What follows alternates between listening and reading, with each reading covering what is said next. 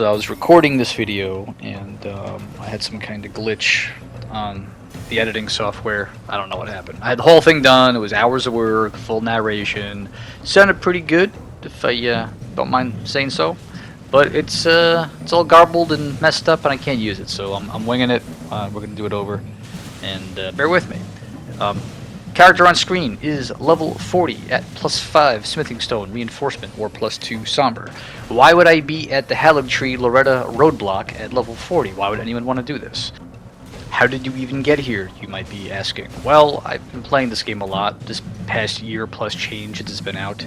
DLC is not here yet, but I am not making any new characters, so this is my lowest level character. I've got to get to the game at level 40 for matchmaking reasons, so this is what we're doing. I'm fighting Loretta, and it's hard, and I die a lot. I have to get to Millicent's questline endpoint. I need the prosthesis heirloom you get from beating her, so I've got to do this. I got to get to that part of the Haligtree. Now, it's an open world game, but there are bottlenecks. Loretta is one of them. Now, I have things at my disposal. I can use the Spirit Ashes. They're free, and you can fully reinforce them without affecting matchmaking. If you go to Nokrom following the Ranni quest, doing the Witch Ranni quest, you'll get access to these Great Shield Spirit Ashes. And I do need Spirit Ashes at this level, since at some point, summoning stakes just straight up don't have players available anymore. So I will need these guys. And these guys are pretty dependable. I think they're at +9 here. Now, after Loretta, I have to beat Fire Giant to get to Crumbling Farum Azula, and then I have to beat Godskin Duo to complete Alexander's questline, so I can get all the talismans involved in all those questlines. And I have to do all of this at level 40, at my weapon reinforcement, and this character is pretty much just straight vigor and dexterity. That's about it. That's really all I got going with this one. So these are my roadblocks. You might have different roadblocks if you're into Magic or something else. If you're trying to play the game at 50 or 60 or less than level 40, whatever it might be. So it could be easier or harder for you if you're locking yourself at a certain matchmaking range. Or you could just be trading gear down. Again, I'm not besmirching anyone who's doing trades, but I can't always rely on that, so I have to actually play the game.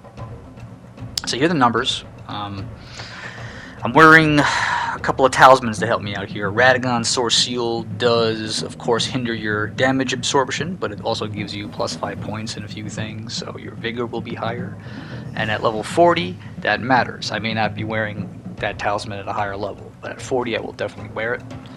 Now, this might seem like a lot of unnecessary work, but you have to understand where I'm coming from. I'm a Dark Souls player. In Dark Souls, originally, we didn't have a password system, so if I wanted to get the free reusable invasion item, I didn't just talk to an NPC and do some tedious task. I had to actually fight a really hard boss, and I had to do it at the level I intended to invade at. And usually that meant I had to do it solo, because unless I had a friend that was doing the same thing at the same level, it just wasn't going to happen.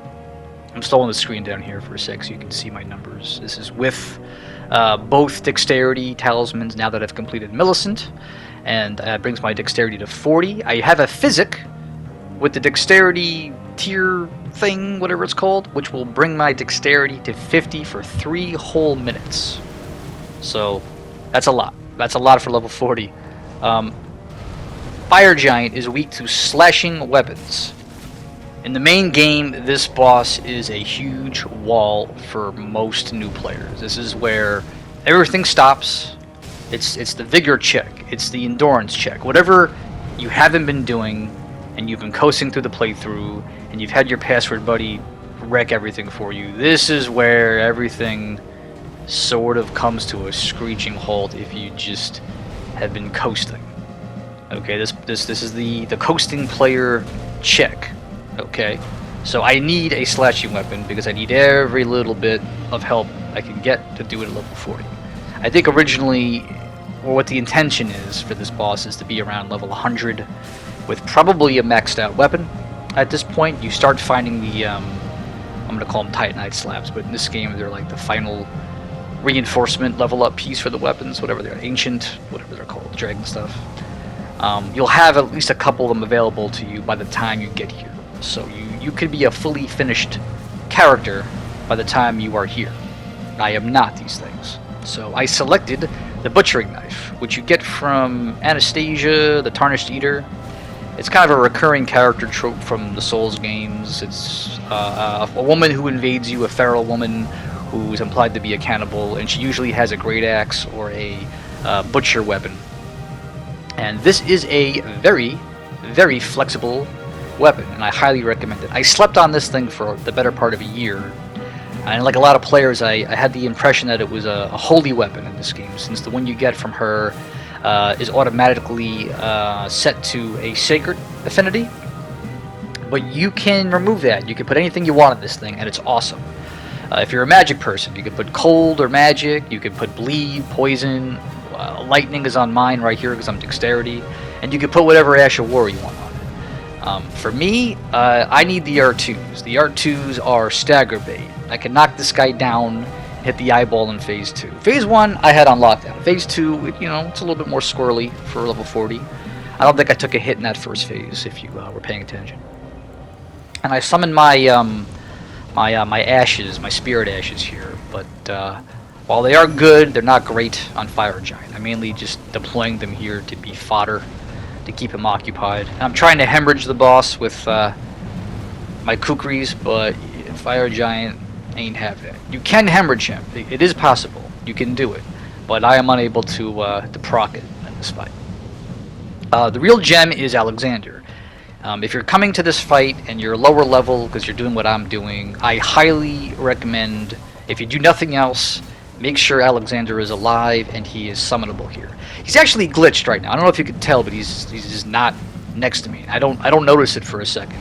I think it just occurs to me here that Alexander is stuck somewhere. He got de-aggroed from the boss, so in a minute I'm gonna run over there and get him to join the fight again. You see how easily it could turn against this boss? My health. The first time I got hit almost was the last time. He's no joke. But again, neither is the Butchering Knife. Just pick your weapon well. Just make sure it's a slashing weapon. You'll get through. If you're a magic person and you're gonna use the Moon Veil for anything, just bring it in here. You'll be good.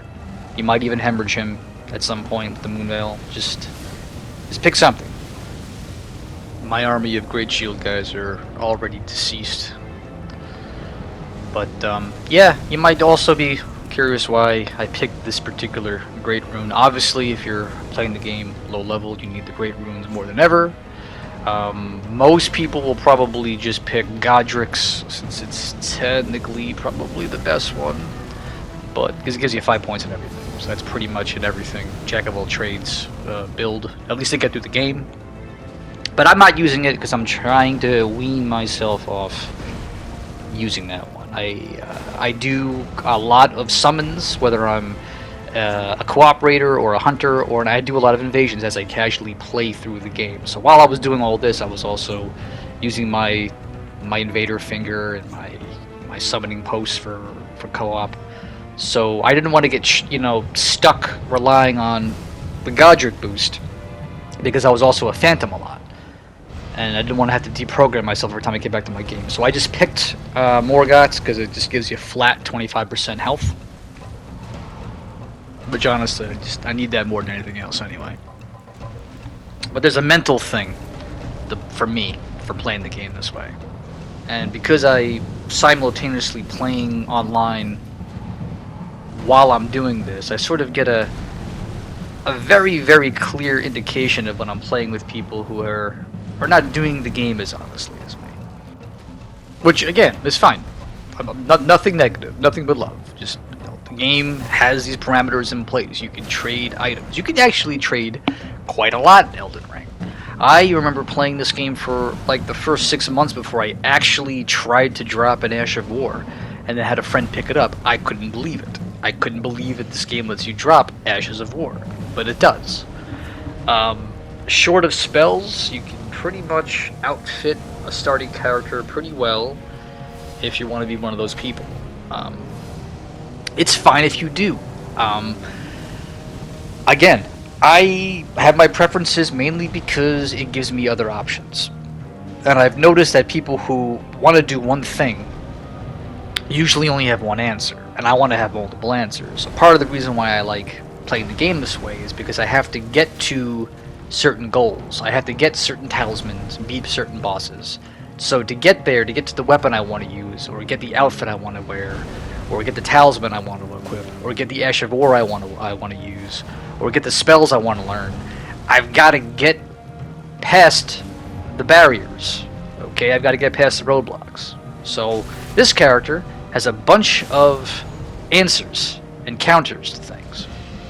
So if I'm helping my host, I have a lot of cookbooks because I went through the game properly, so I can make pretty much everything on the fly. I have different weapons for different circumstances. I've got polearms, I've got great weapons, I've got all kinds of stuff. Every little thing you can think of, I could probably have an answer for it to either help someone, or if I'm invading, I'll have an answer to whatever the host and his party is doing, or what the level design requires of me to be a good invader who can stalk around. I'll have something that will help me get through that area. Anyway, Fire Giant's dead. He's dead. This is where my stats are. This is what I used.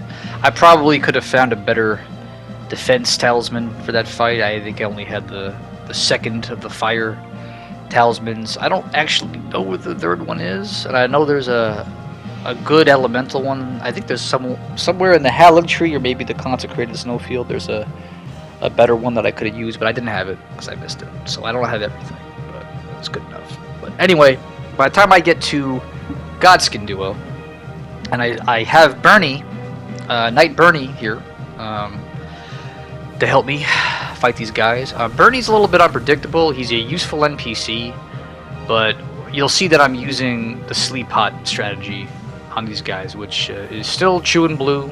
Best way to fight these guys, in my opinion. That damage. Oh my god. And you get the ingredient to make these pots as early as Limgrave. I think they're literally on a grave area. I think the Fervor's cookbook, one of them, the first one. And I also have Sleep Bone arrows, which I will be using later in the fight.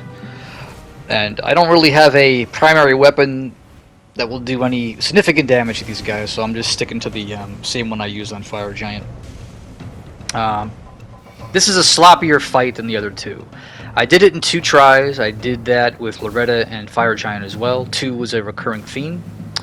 It's just this one was a little bit more hectic, and you'll see I speed it up a little bit here. And at one point, I summoned my Spirit Ashes, and they hang in there. But eventually, I'm alone, and I'm running around like a freak trying to beat these guys. So it's not the cleanest fight, but I did get it done in 2 attempts, which is pretty good. But I didn't have as solid a strategy at level 40. I was trying to do some things that work at higher levels, because I typically don't have too much of a trouble fighting these guys, but at 40 they can be a handful. And the good news about these two is you have a lot of practice, because they appear several times in the game, and it just so happened every path that I was going for as this character put me in the sights of at least 1 or 2 of them guaranteed fights. So by the time I got here, I knew what they were going to do to me at level 40. But they can be a handful for a lot of players. When this game first launched, I remember after Fire Giant, this was the next most rage-inducing battle for a lot of people. I know it took me quite a bit. I think I died to them probably more than anything else my first playthrough, just because I just was playing bad, I guess. I have no excuse. But it can be done. The sleep method I like because you can keep one of them busy. They stay asleep for a good while. I want to say it feels like at like 3 minutes, but it's probably more like a single minute. The noble I find is a lot more dangerous, but he is easier to sleep in my opinion, because the apostle likes to dodge a lot, and he will sidestep the sleep pots quite a bit. And if you waste one, you can't stop and craft them in the fight. So make sure you have enough of those pots if you're planning on using them. Okay, by this point you should have anywhere from 15 to 18 of these things just by playing the game. So if you have less than that, find them. Just if you're gonna do it this way, just have them ready, and make sure you're good at it, because if you run out of materials to craft them after subsequent playthroughs, these guys will be a real pain in the ass. If you run out of sleep pots and you don't have a better method. At low level, I don't know how else I could have done this as efficiently with a Dex character. And you can see here I'm speeding it up just because it's going to be forever running around with my sleep bone arrows to actually sleep the Stam Noble. I think I spent like 30 of them before he actually fell asleep. Sometimes you'll get lucky and one of them won't be as aggressive, which has happened to me here. The Apostle didn't come in to slay me while I got the last hit here, and that probably is the only reason why I won. But yeah, that was the last of my roadblocks secured. I could beat the game still with this character, just for, you know, bragging rights, but in terms of the build, it's done. You can do this. If I can do it, you can do this. And you'll feel better. You'll feel better about it, I promise you.